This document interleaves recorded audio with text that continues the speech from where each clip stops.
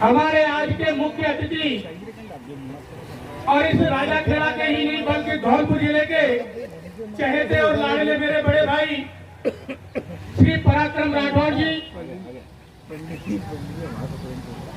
उनके बगल में उनके साथ में आए जयपुर से पधारे मेरे बड़े भाई आदरणीय श्री देवराज गुर्जर जी, हमारे मार्गदर्शक और हमारे किसान संगठन के संयोजक और संरक्षक, जिन्होंने मेरे साथ में 12 दिन भूख हड़ताल पर बैठ करके और इस चंबल लिफ्ट की लड़ाई मेरे गुरु और हम सबके भी गुरु हैं परम आदरणीय श्री उमाशरण देनिया जी राजाखेड़ा से पधारे हैं। मेरे मित्र जो साथ साथ बचपन से पढ़े हैं और हम एक दूसरे से लड़ते फिरते भी हैं, मेरे छोटे भाई और पार्टी के जिला उपाध्यक्ष कमल पाड़िया जी, जो पूर्व में सरपंच भी रहे थे, रिकॉर्ड तोड़ मतों से राजस्थान के अंदर सरपंची में झंडा लहराया था, मेरे बड़े भाई छोटे भाई कमल पाड़िया जी, और मेरे छोटे भाई जिनको हमने कॉलेज का प्रेसिडेंट भी बनाया और आज भी हमारे साथ बड़ा संघर्ष कर रहे हैं, और रहने वाले हिंदोता चौकी से पूर्व सरपंच मेरे छोटे भाई जयवीर खोसवाल जी, और जो लोधा समाज के युवा के जो प्रदेश अध्यक्ष हैं श्री नवल राजपूत जी, नवल लोधा जी, वो भी हैं, और किसान संगठन के जो मैंने बताया अध्यक्ष हरिओम शर्मा जी, हमारे मंडल के अध्यक्ष रामकिशोर जी, विजय त्यागी जी जो मेरे मित्र भी हैं और हमारे पार्टी के वक्ता भी हैं, वो भी पधारे हैं। मेरा छोटा भाई राहुल प्रताप जो पूर्व सरपंच अपने दुवाटी से आते हैं, उनके ये सपुत्र है, यहाँ पर पधारे हुए हैं। लक्ष्मण जी जितने भी यहाँ पधारे हैं, श्री गोपाल त्यागी, नंद किशोर शुक्ला मेरे चाचा जी लगते हैं, अपने भारतीय जनता पार्टी के कार्यालय मंत्री भी हैं। मेरे भाई विनय परमार जी, प्रदीप जी भैया से, सरपंच साहब सामर से, जितने भी यहाँ पधारे, मैं नाम नहीं ले पा रहा हूँ, सभी का मैं आज के कार्यक्रम में बहुत बहुत धन्यवाद और उनका अभिनंदन करता हूँ। भाइयों, मैं अपना परिचय बता देता हूँ। वैसे तो आप सब लोग जानते हैं, वैसे तो मेरे को इस जिले का हनुमान कहते हैं, लेकिन मुकेश शर्मा गाँव मेरा हनुमानपुरा है और मैं हनुमान के नाम से जाना जाता हूँ। भाइयों, अब मैं इस राजाखेड़ा विधानसभा के बारे में कुछ आपके बीच में रखना चाहता हूँ। मेरे भाई पराक्रम भैया जी, ये राजाखेड़ा विधानसभा, मेरी उम्र आज 43-46 वर्ष की हो गई और मैंने अपने जीवन में 15 साल की उम्र से राजनीति की। कॉलेज से लेकर के अब तक मैंने जो संघर्ष किया, राजनीति की, और इस क्षेत्र को दिशा जो मैं देखते आया हूं, मैं आज बड़ा भुक्तभोगी हूं। और मैं ही भुक्तभोगी नहीं, हमारा इस क्षेत्र का प्रत्येक युवा भुक्तभोगी है और प्रत्येक बुजुर्ग भुक्तभोगी है। यहाँ की परिस्थिति और स्थिति में बड़ा अंतर है। मैं चाहता हूं कि अब की बात सन 2023 जो चल रहा है, उस 2023 के अंदर यहाँ की स्थिति और परिस्थिति बदलनी चाहिए। लेकिन यहाँ स्थिति और परिस्थिति को बदलने के लिए एक काम हमको करना पड़ेगा मेरे भाइयों। यहाँ का जो राज 70 साल की आजादी के बाद, जो 70 साल से अपन लोकतंत्र का जो सिस्टम चल रहा है, उस सिस्टम में 70 वर्ष के में यहाँ 50-60 साल जो राजनीति किया है, कोई आगे एक कांग्रेस नेता जो आज बुजुर्ग है, प्रद्युमन सिंह जी, और उनका लड़का जिनका नाम बोला जाता है रोहित बोहरा, इन्होंने यहाँ जो कूटनीति और तानाशाही की जो राजनीति की है, इस क्षेत्र का बड़ा बुरी तरह से यहाँ का मामला खराब कर रखा है। भाई साहब, यहाँ का युवा कोई कमजोर नहीं है, यहाँ का कोई भी व्यक्ति कमजोर नहीं है, लेकिन कमजोर इन लोगों ने हमको यहाँ पर जो किया है, वो हमको आपस में लड़ा के किया है। इनकी राजनीति सदैव इन लोगों ने जो कांग्रेस के अंदर और इस क्षेत्र के अंदर जो राजनीति की है, जिस तरीके से हमारे देश के अंदर जिस तरीके से अंग्रेजों ने राजनीति की थी, आज वही राजनीति इस राजाखेड़ा क्षेत्र के अंदर पनपी है। इस कांग्रेस की राजनीति को और अंग्रेज की राजनीति को, क्योंकि मैं कहना चाहता हूं आपके बीच में, इनका चेहरा भी, इस परिवार का चेहरा भी जिस तरीके से अंग्रेजों का चेहरा दिखता है, वही चेहरा इस परिवार का दिखता है। आप इनकी शकल की तरफ देखिए, कभी भी इनकी शकल में कभी मुस्कुराहट नहीं होती। अगर इनकी शकल में दिखती है तो केवल और केवल तानाशाही दिखती है। इसलिए भाइयों, मैं कहना चाहता हूं, आप डरने की जरूरत नहीं है, क्योंकि ये 2023 का जो चुनाव आने वाला है, हमारे बीच में एक ऐसा शख्स आ गया है, एक ऐसी शख्सियत आ गई है, पराक्रम राठौड़ भाई साहब और इनके पिताजी श्री आदरणीय राजेंद्र सिंह राठौड़ भाई साहब, जो एक शेर की तरह पूरे राजस्थान के अंदर जाने जाते हैं। और आज वो राजस्थान के अंदर, पूरे राजस्थान के अंदर सीएम का चेहरा जाने जा रहे हैं। ऐसी शख्सियत आपके बीच राजाखेड़ा में जिंदाबाद, जिंदाबाद। मैं कहना चाहता हूं, हमारा भारतीय जनता पार्टी का कार्यकर्ता डरने वाला नहीं है, ना आज तक डरा है, ना डरेगा। हमको चाहते हैं कि अगर आपका आशीर्वाद रहा, अगर आपका पूरा आशीर्वाद रहा, तो मैं इस बारी गांव के अंदर चैलेंज करता हूं, रोड तुम्हारा प्रद्युम्न सिंह दोनों रोड से निकल के दिखा दे। अगर हम उनको किस बीच रोड पर पटक करके और उन्हें लाख बूटों से जरूरत नहीं है, लेकिन हमें डर किस बात का है? हमें उनका डर नहीं है। हमें अगर डर है तो ये क्या करते हैं, ये कानूनी राज चलाना चाहते हैं। इनका शिकंजा कानून पर है, जनता पर नहीं है। ये क्या देखते हैं कि मुकेश हनुमानपुरा, आज तक मैंने उसको मंच से लटकाया है, वो हमेशा लटकाता रहूंगा, लेकिन उसकी औकात नहीं है कि मुकेश हनुमानपुरा के खिलाफ थाने के अंदर मुकदमा दर्ज करके दिखाए। जिस दिन मेरे खिलाफ थाने के अंदर मुकदमा दर्ज करा देगा, उस दिन मैं धौलपुर की रेलवे क्रॉसिंग से इधर राजाखेड़ा के अंदर पास नहीं होने दूंगा।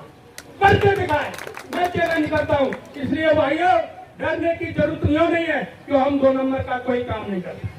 अगर 2 नंबर का कोई काम करता है तो उसी के जो दल्ले हैं, जो थाने के अंदर बैठे हुए हैं, जो लाखों रुपए कमा रहे हैं, जो एजेंट बन करके, ऐसा कोई थाना नहीं बचा जिस थाने के अंदर आज उनके दलाल और दल्ले एजेंट बन करके नहीं बैठे हो।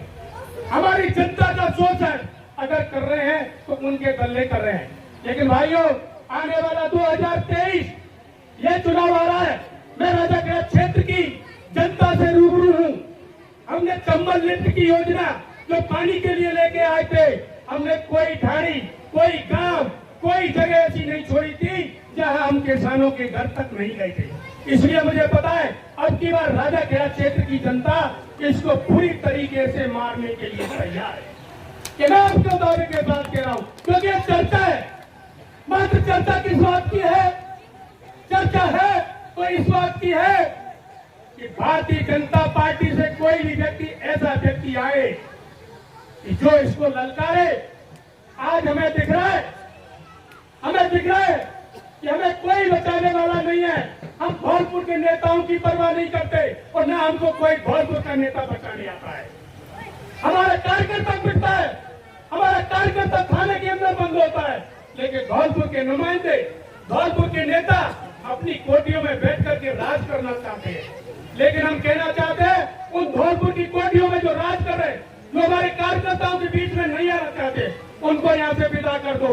और मैं कहना चाहता हूँ, हमारे भैया आदरणीय पराक्रम राठौड़ भाई साहब को क्षेत्र में ले आऊं।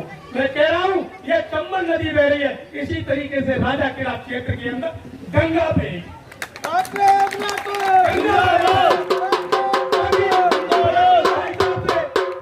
मैं पराक्रम भाई साहब से आज से नहीं जुड़ा, 15-20 साल से जुड़ा हूँ। लेकिन भाई साहब, मैं क्षमा चाहूंगा, मैं आपके पीछे से जुड़ा तो जरूर हूँ, लेकिन आपके दर्शन जयपुर में करने के लिए मैं कम जाता हूँ, क्योंकि मैं यहाँ की स्थिति परिस्थिति कार्यकर्ताओं के बीच में रहता हूँ। हमारे जितने युवा बैठे हैं, पुलिस आ जाए, कोई भी आ जाए झगड़ने की, हम जब जाते हैं ना पुलिस थाने में, थानेदार भी ये कहता है, नेताजी आइए बैठिए, कमल जी आइए बैठिए। तो क्या कहते हैं? वो इसलिए कहते हैं कि पता है कि ये वो व्यक्ति है कि अगर इनसे कुछ कर दिया तो ये थाने के अंदर ही आग लगा देंगे। ये वह कार्यकर्ता है। इसलिए डरने की जरूरत नहीं है। हम ऐसे वंश से हैं, ब्राह्मण वंश से हैं, राजपूत वंश से हैं, गुर्जर समाज से हैं, लोधा समाज से हैं और अन्य जाति समाज से हैं, त्यागी समाज से। किस बात से डरेंगे? डरेगा तो सारा वो बनिया डरेगा, हम तो नहीं डरेंगे। इसलिए हमको दाढ़ी मार करके बनियाओं का काम क्या होता है पता है क्या आपको? दाढ़ी को मारना, दाढ़ी मारना, मार करना। उसने तो हमारे क्षेत्र के अंदर दाढ़ी मारी है और अपना बिजनेस किया है, इसलिए हम डरने वाले नहीं है। मैं कह रहा हूँ अब की बार 2023 में उसको वो सीख सिखाएंगे कि आने वाला भविष्य भी जिस तरीके से मैंने कल भाई साहब का भाषण सुना था। एक परिवार चंदनमल है जो किसी दिन कांग्रेस पार्टी के अंदर वित्त मंत्री हुआ करते वरिष्ठ नेता थे कांग्रेस के। आदरणीय हमारे राजेंद्र सिंह राठौर भाई साहब उनके खिलाफ चुनाव लड़े। आज उस चंदनमल का पूरे राजस्थान के अंदर नाम तक नहीं रहा। मैं कहना चाहता हूँ इस बार इसको इस क्षेत्र से विदा कर दो। ये जीवन में यहाँ से धौलपुर तो क्या ये राजस्थान में भी नहीं रहेगा, ये विदेश चला जाएगा। ये बिल्कुल पक्की और पक्की बात है। इसलिए भाइयों मैं और कहना चाहता हूँ भाई साहब, यहाँ जो चंबल लिफ्ट का जो काम चालू हुआ था, चंबल लिफ्ट की लड़ाई उस समय कांग्रेस की सरकार की। कांग्रेस की सरकार में हमारे किसानों ने राजा खेड़ा से पैदल कूच किया था। 14 जून थी, भरी गर्मी का महीना था और हमारा 25,000 किसान भाई साहब पैदल चल करके और 30 किलोमीटर की यात्रा मात्र 2.5 घंटे में तय कर दी थी। पैदल भरी गर्मी में 30 किलोमीटर की यात्रा। ये किसी नेता की देन नहीं है चंबल लिफ्ट। ये अगर चंबल लिफ्ट की देन है तो सिर्फ और सिर्फ हमारे किसानों की और भारतीय जनता पार्टी के नेताओं की। क्योंकि उस समय भारतीय जनता पार्टी की सरकार आई थी, हमारे प्रदेश की सरकार थी, केंद्र में हमारे नरेंद्र मोदी जी की सरकार थी। जब ये चंबल लिफ्ट योजना आई और 25,000 किसानों ने आंदोलन किया, लाठी खाई, जबरदस्त लाठी दी गई थी हमारे किसानों को। हमारे 150 किसानों को जेल के अंदर भेजा गया था। उसमें मैं भी था, मेरे भी खिलाफ 3 मुकदमे कर दिए थे। हमारे गुरुजी हम 12 दिन तक भूख हड़ताल में बिना पानी के भाई साहब, पानी 12 दिन अगर भरी गर्मी में कोई नहीं पिए तो उसकी स्थिति क्या हो सकती है आपको अच्छी तरह पता है। 12 दिन हम प्रशासन डला रहा, हमको उठा उठा के ले गए, लेकिन भाई साहब हम पीछे नहीं हटे। हम जब तक हमने तय कर लिया था, हमारे किसान संगठन के जो अध्यक्ष थे इन्होंने तय कर लिया था कि जब तक चंबल लिफ्ट नहीं आ जाएगी तब तक मैं अपनी दाढ़ी नहीं कटवाऊंगा। एक हाथ की दाढ़ी हो गई थी, लेकिन चंबल लिफ्ट आ गई थी जब इन्होंने दाढ़ी कटवाई। हमारे गुर्जर बैठे हुए इन्होंने चप्पल जूता पहनना भूख हड़ताल पे बैठे, खाना छोड़ दिया था कि जब तक मैं खाना नहीं खाऊंगा जब तक इस क्षेत्र के अंदर नहर नहीं आ जाएगी। लेकिन हमारे बीच में नहर आई, हमने तय कर दिया था कोई भी नेता आएगा, किसी भी पार्टी का आएगा, हम उसके आने से पहले ही बीन बजाना चालू कर देंगे। भैया हमारे क्षेत्र में जब आओ, जब यहाँ चंबल लिफ्ट लेके आओ। तो वो हमारी भारतीय जनता पार्टी सरकार ने सुनी और पैरवी की। आज 866 करोड़ का प्रोजेक्ट, 866 करोड़ का राजस्थान का पहला प्रोजेक्ट, इतना बड़ा प्रोजेक्ट 866 करोड़ का पूरे राजस्थान के अंदर नहीं दिया था, वो धौलपुर और राजाखेड़ा के लिए दिया था। ये बड़ा सौभाग्य की बात है हमारे किसानों के लिए। पानी की धौलपुर से जब चलते हैं तो हमारे पीने के लिए पानी नहीं है, सिंचाई की तो बहुत बड़ी बात है, पीने के लिए पानी नहीं था। आज स्थिति देख रहे हो, चंबल लिफ्ट दे दी, पानी दे दिया और इस गूंगी बेरी नंगी सरकार ने 5 साल से इस चंबल लिफ्ट योजना को कछुआ की चाल देकर के आज तक 5 साल में पूरी नहीं हुई। क्यों नहीं हुई? इसका बहुत बड़ा कारण है मेरे भाइयों। इसका कारण है सिर्फ और सिर्फ तो इस नंगी सरकार पर पैसा नहीं है।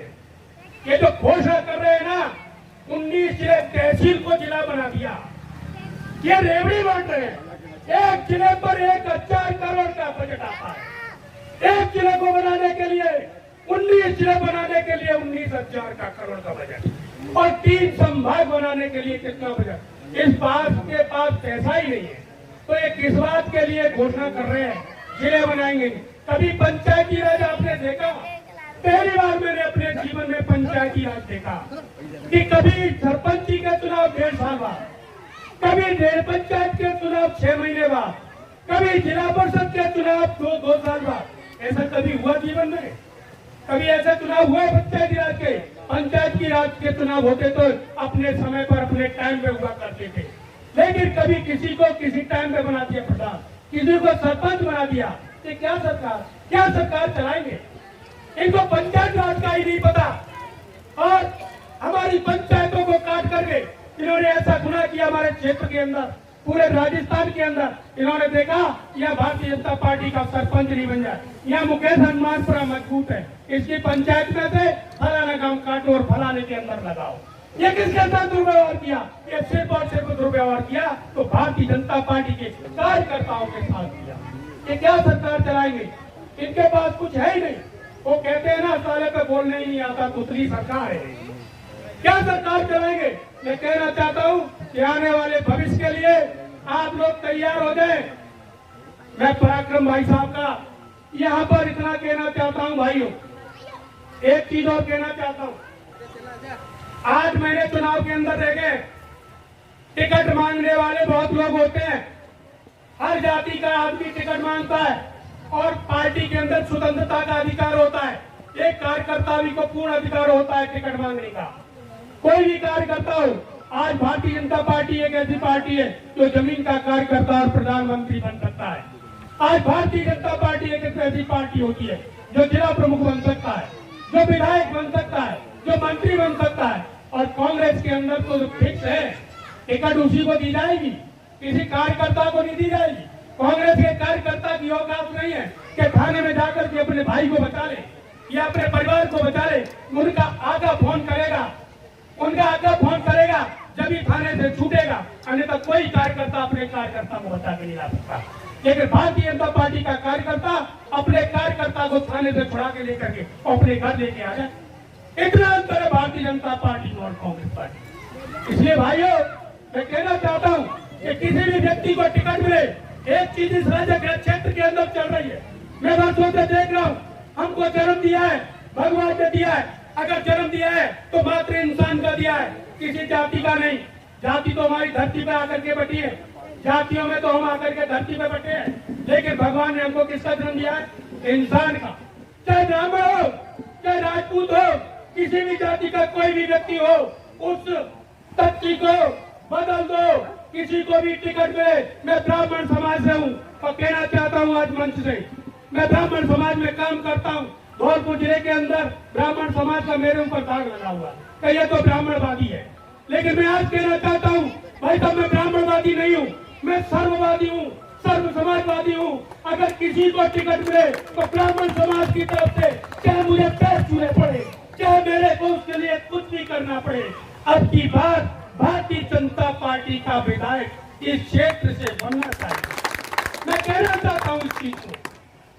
ज्यादा टाइम ज्यादा होने जा रहा है, टिकट किसी को भी मिले, अपना गिले शिकवे हमारे राजा खेड़ा के अंदर भाई साहब, मैं आपके थोड़े मस्तिष्क में डालना चाहता हूँ कि हमारे राजा खेड़ा के अंदर कुछ छोटे भैये बड़े भैये नेता हैं और मैं कहना चाहता हूँ वो हमारे आदरणीय हैं। उन सबको मिलकर के एक हमें ये मैसेज देना है, जितने भी टिकट मांगने वाले चाहे कोई भी हो, हमारे साथ कदम से कदम मिला के चलो।